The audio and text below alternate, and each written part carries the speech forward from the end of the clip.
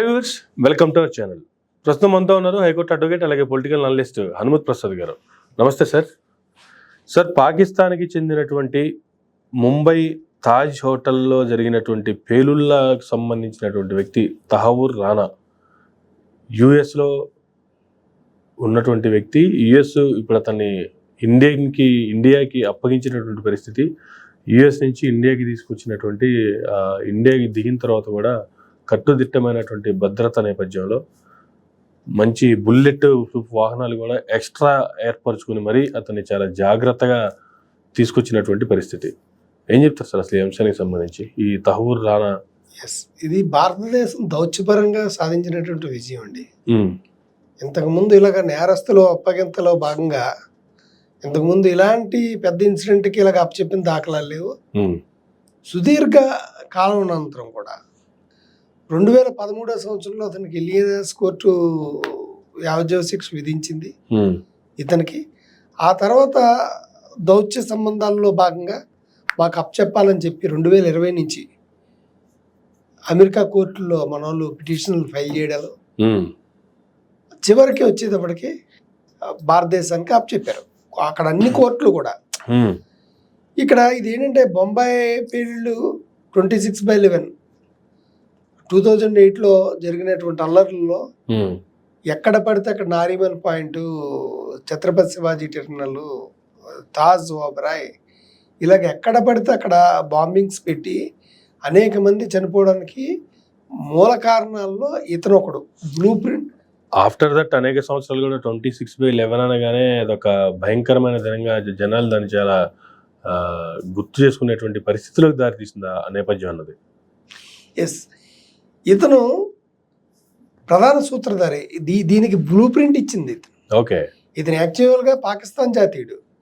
పాకిస్తాన్లో ఇతను ఇస్లామాబాద్లో పుట్టాడు, ఇస్లామాబాద్లో పెరిగాడు, డాక్టర్ ఉద్యోగం చేశాడు. ఆ తర్వాత పాకిస్తాన్ సైన్యంలోనే డాక్టర్గా చేరాడు. డాక్టర్గా చేరి అతను రిటైర్ అయ్యాడు, వాలంటీర్ రిటైర్మెంట్ తీసుకుని. ఆ తర్వాత అతను కెనడా వెళ్ళిపోయాడు. కెనడా వెళ్ళిపోయి కెనడా పౌరసత్వం తీసుకున్నాడు. ఓకే, అక్కడ ఇమ్మిగ్రేషన్ ఈ వ్యవహారాలన్నీ చూసుకుని ఒక టూర్స్ అండ్ ట్రావెల్స్ కింద అతను ఒక బిజినెస్ స్టార్ట్ చేశాడు. ఈ స్టార్ట్ చేయడంలో భాగంగా ఇక్కడ హెడ్లీ అనేటువంటి ఒక వ్యక్తితోటి, ప్రధాన వ్యక్తితోటి, అతని పేరు దావూద్ గిలానీ. ఓకే, హెడ్లీ అనే పేరు అయినప్పటికీ దావూద్ గిలానీ. అతనితో పరిచయాలు పెరగడం, ఆ పరిచయాల్లో భాగంగా భారతదేశంలో కుట్రకి మనం తెరదీయాలి అని చెప్పి అతను ప్రధాన సూత్రధారి అయితే మనోడు అసిస్టెంట్ తావూర్ రానా అతను. ఈ తావూర్ రానా అతను ఎక్కడికక్కడ సమాచారం సేకరించుకుని ఈ పేలుళ్ళు జరగక 2 నెలల ముందు భారతదేశానికి వచ్చి భారతదేశంలో కూడా వ్యాపారం పెట్టుకుని ఆఖరికి 4 రోజుల ముందు కూడా, పేలుళ్ళకి 4 రోజుల ముందు భార్యతో వచ్చి ఆగ్రా ఇవన్నీ తిరిగి ఎక్కడికక్కడ స్కెచ్ చేసి వెళ్ళిపోయాడు. ఆ తర్వాత 21వ తారీఖున వెళ్ళిపోయారు. 2008 21వ తారీఖున ఇతను అన్ని చూసుకుని ఆగ్రా ఇవన్నీ, ఢిల్లీ ఇవన్నీ తిరిగేసి కేరళలో కొన్ని ప్రాంతాలు ఇవన్నీ తిరిగి అక్కడికి వెళ్ళిపోయాడు. వెళ్ళిపోగానే ఈ టీం వచ్చింది. అందులో కసబ్, మా ఊరి శిక్ష కూడా వేశారు. వీళ్ళందరూ వచ్చారు. వీళ్ళందరూ వచ్చి ఎక్కడ పడితే అక్కడ విధ్వంసం చేశారు. అప్పటి నుంచి కూడా చెక్కుండా తిరుగుతూ తనకు అక్కడ అమెరికాలో అరెస్ట్ అయ్యాడు. అరెస్ట్ అయ్యి హెడ్లీ అని అతను కూడా అరెస్ట్ అయ్యాడు. అతను ప్రధాన సూత్రధారి, అతనికి అసిస్టెంట్. బట్ ఇక్కడ ఏంటంటే అతను అప్రూవర్గా మారిపోయాడు. హెడ్లీ అన్నది అప్రూవర్గా మారిపోయాడు కాబట్టి భారతదేశానికి అప్పగించే వీలు లేకుండా పోయింది. అక్కడ తర్వాత ఇతనికి 2013లో ఈ శిక్ష వేసారు. ఇతనికి కూడా యావజ్జీవ కారాగార శిక్ష వేసాడు. కాకపోతే భారతదేశం మాకు అప్పగించమని ఎప్పటికప్పుడు కోర్టులో 2020 నుంచి కోర్టులో పడేస్తే నన్ను భారతదేశానికి అప్పచెప్పద్దు, నన్ను చిత్రహింసలు పెడతారు అని చెప్పి ఇతను కోర్టులో కేసు ఫైల్ చేస్తున్నాడు. లోకల్ కోర్టు కూడా ఇతని అభ్యర్థన తిరస్కరించింది. తర్వాత అక్కడ అమెరికాలో ఫెడరల్ కోర్టుకి వెళ్ళాడు, అక్కడ కూడా తిరస్కరించింది. అమెరికాలో సుప్రీంకోర్టు వరకు కూడా వెళ్ళడం జరిగింది, అక్కడ కూడా తిరస్కరించాక ట్రంప్ వచ్చాక 2-3 నెలల క్రితమే ప్రధానమంత్రి గారు అడగడం, అక్కడ తిరస్కరించడం, ఆటోమేటిక్గా దాన్ని ఒప్పుకోవడం అన్నీ జరిగింది. ఇతన్ని ప్రత్యేకమైనటువంటి విమానాల్లో నిన్న రాత్రి తీసుకొచ్చారు. అయితే ఇక్కడ మేము బాధపడేది ఏంటంటే వీళ్ళని మేపడానికి ఇంత ఖర్చు అవసరమా? అక్కడికక్కడ షూట్ చేసి పడేయాలా? ఎందుకంటే ఓ ప్రత్యేకమైన విమానం అమెరికాలో ఒక సామాన్య మానవుడు ఒక జనరల్ దాంట్లో వెళ్తే ఎకానమీ దాంట్లో వెళ్తే అతనికి 80,000 86,000 అవుతుంది టికెట్కి వెళ్ళడానికి. ఇలాంటిది ప్రత్యేకమే మన విమానాన్ని పెట్టుకుని ఇక్కడ తీసుకురావడం, అతని తరపున లాయర్లని ప్రభుత్వం పెట్టడం, అతని తరపున లాయర్లకి ఎన్ని కోట్లు అవుతుంది, కసబ్బు తరపున వాదించిన అతనికి ఎన్ని కోట్లు అవుతుంది, ఇదంతా ఇండియా తనమే కదా, ఇంత అవసరమా? అతను హెడ్లీతో మాట్లాడుకున్న మాటలు ఇవాళ అమెరికా ఫెడరల్ గవర్నమెంట్ ఏదో రిలీజ్ చేసినట్టుగా వార్తలు అవుతున్నాయి. అందులో భారతీయులకి ఇలాగే జరగాలంటున్నాడు. ఓకే, వీళ్ళు ద్వేషంతో నిండిపోయినటువంటి వ్యక్తులు. ఇతన్ని ఇంట్రాగేట్ చేయడం వల్ల అసలు దాని వెనకాల ఎవరెవరు ఉన్నారు ఏంటంటని తెలుస్తుంది. ఇప్పుడు ఇంట్రాగేట్ చేసి లాభం ఏముంది? అతను ఉన్నాడు, ఇంకా చాలా మంది ఉంటారు అతని వెనకాతల. చేద్దాం అనుకున్నాను. ఇది 2008లో ఇష్యూ. అప్పటి నుంచి అతను జైల్లోనే ఉన్నాడు. సో ఇలాంటి వ్యక్తులకి మరణశిక్ష ఇమీడియట్గా వేసేయాలి తప్ప సంవత్సరాల తరబడి సాగదీసి అక్కడ వాళ్ళ తరపున వాదించినందుకు లాయర్లు కొన్ని కోట్లు ప్రజాధనం వెచ్చించి చివరికి వచ్చేటప్పుడు ఉరిశిక్ష వేయడం గంట అయితే టక మనం తేల్చేయాలి. ఆ తేల్చకపోతే ఇలా ఒక కనువిప్పావాలన్నమాట. టెర్రరిస్టులకి ఇండియా వైపు చూడాలి అంటే భయం పట్టేలాగా చేయాలి. సో ఏమవుతుందో ఏదైనా మోడీ గవర్నమెంట్లో ఇది ఒక సాధించిన విజయమే అనుకోవాలా. దీని వెనకాల పాకిస్తాన్ పాత్ర ఉంది అనేటువంటిది స్పష్టం అవుతుంది. అమెరికా పోలీసులకు దొరికిన తర్వాత కావచ్చు, లేదంటే ఎంతకాలం జైల్లో ఉన్నప్పటికీ కూడాను ఇంకా పాకిస్తాన్ సపోర్ట్ చేస్తూనే ఉంది అతనికి. ఇప్పుడు పాకిస్తాన్ జాతీయుడు కెనడాలోకి వచ్చి స్థిరపడ్డాడు, వచ్చాడు. ఇతన్ని ఇక్కడికి అప్పచెప్పడం వల్ల ఏంటంటే ఇతను పాకిస్తాన్ పాత్ర ఉంది అని తేడతెల్లం అవుతుంది. ఓకే, ఇప్పుడు వాళ్ళు ఏమంటారు, మాకు సంబంధం లేదంట. ఇప్పుడు వాళ్ళు ఎవరైనా దొరికితే మాకు సంబంధం లేదు, మావోడు కాదు ఇలా చెప్తారు. ఓకే, ఇతను పాకిస్తాన్లో పనిచేసిన మేజర్గా వాడు రిటైర్మెంట్ అయ్యాడు. ఇస్లామాబాద్లోనే ఇతను చదువు అంతా జరిగింది. డాక్టరే, ఇతని భార్య డాక్టర్లే.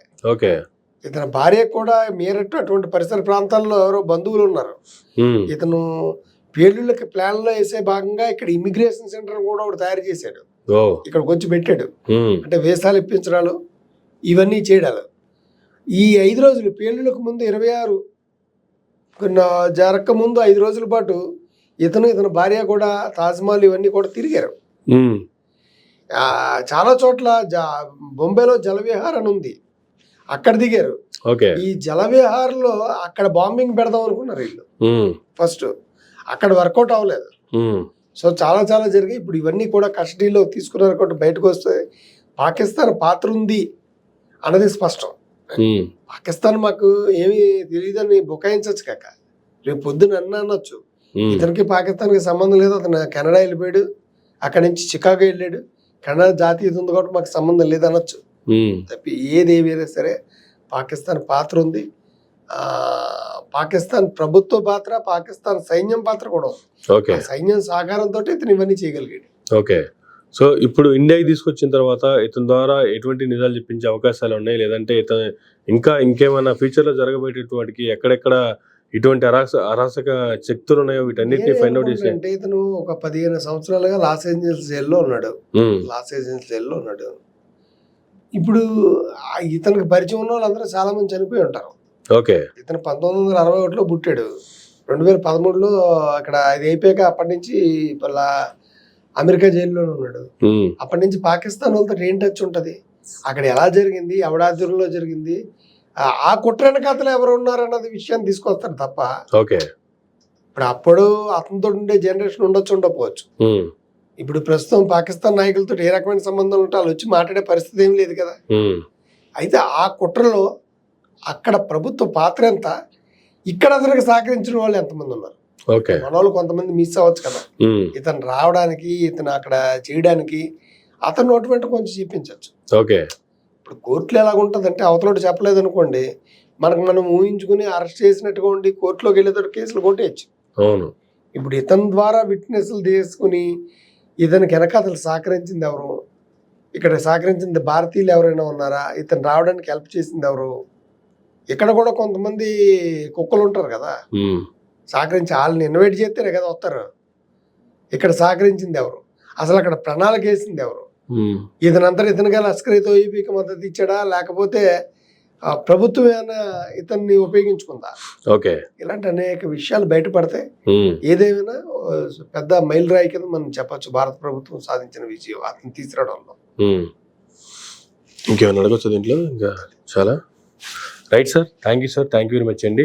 ఇదండి రానా ఇండియాకి రావడం వెనుక, ఇండియాకి తీసుకురావడం వెనుక ఏ విధంగా గత 5 సంవత్సరాలుగా ఇండియా ఏ విధంగా కృషి చేస్తూ ఉంది అతను ఇండియాకి తీసుకురావడానికి, దాని ద్వారా ఇంకేమున్నా అతని వెనక జరిగినటువంటి పరిస్థితులు కావచ్చు, ఫ్యూచర్లో ఇలాంటివి జరగకుండా అరికట్టే దానికి సంబంధించి కావచ్చు, భారత్ ఒక అడుగు ముందుకేసినట్టు అని చెప్పేటి అడ్వకేట్ హనుమత్ ప్రసాద్ గారు ఇచ్చినటువంటి విశ్లేషణ ఇది. నాటి మరో గంటలో మళ్ళీ కలుద్దాం. చూస్తున్నానండి మైరా మీడియా.